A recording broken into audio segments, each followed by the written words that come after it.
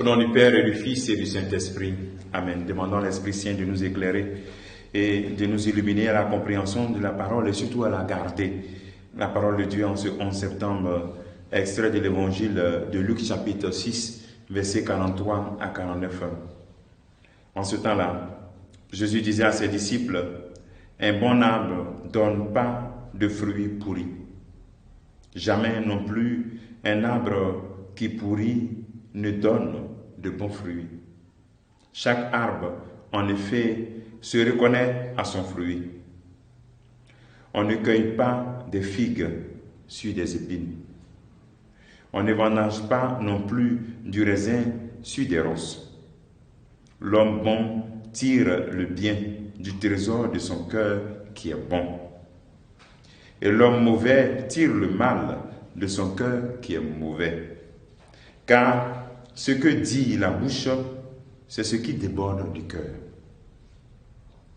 Pourquoi m'appelez-vous en disant « Seigneur, Seigneur » et ne faites-vous pas ce que je dis?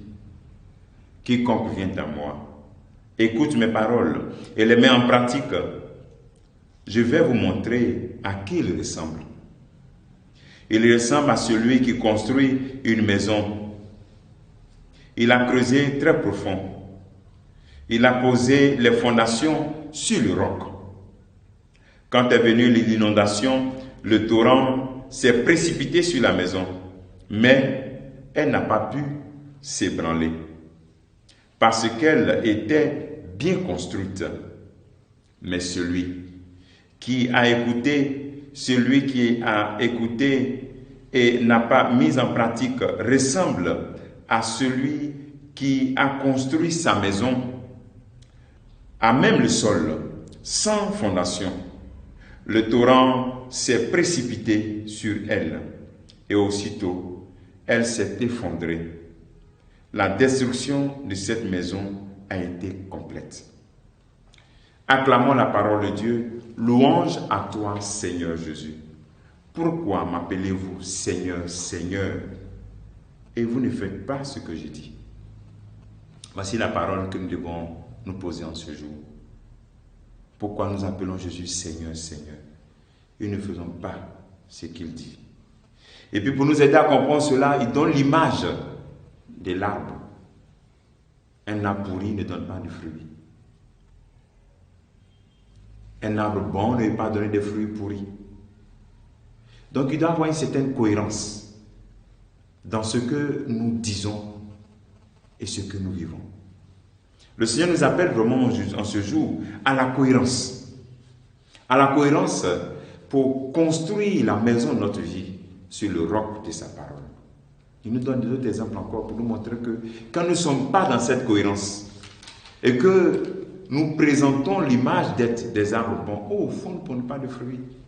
Souvent, tu as quelqu'un qui vient te dire, ah mon père, voilà, tu as telle paroissienne qui est dans notre cours là, voilà ce qu'elle fait vraiment.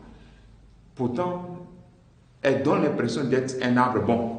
Viens à l'église, fais Noël, fais rosaire, mais ne produit pas le fruit.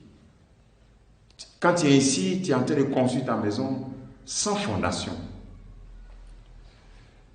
Et le Seigneur nous invite donc à être des chrétiens du roc, des chrétiens qui fondent leur vie sur le Christ et qui recherchent une cohérence, qui font l'effort de créer une cohérence entre leur vie et ce qu'ils font, entre ce qu'ils entendent de la parole de Dieu et leur vie. Pourquoi m'appelez-vous Seigneur, Seigneur, et vous ne faites pas ce que je vous dis?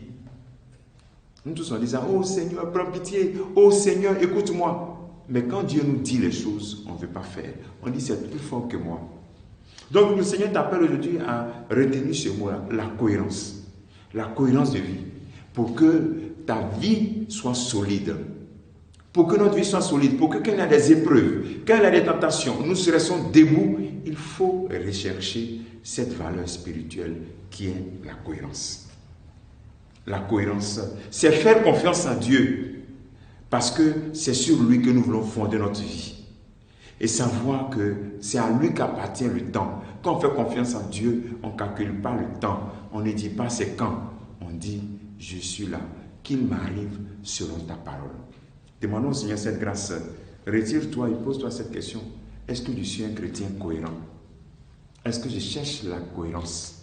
Quels sont les fruits que je produis? Ma bouche là, qu'est-ce qui sort dedans? De bonnes paroles ou des paroles qui détruisent?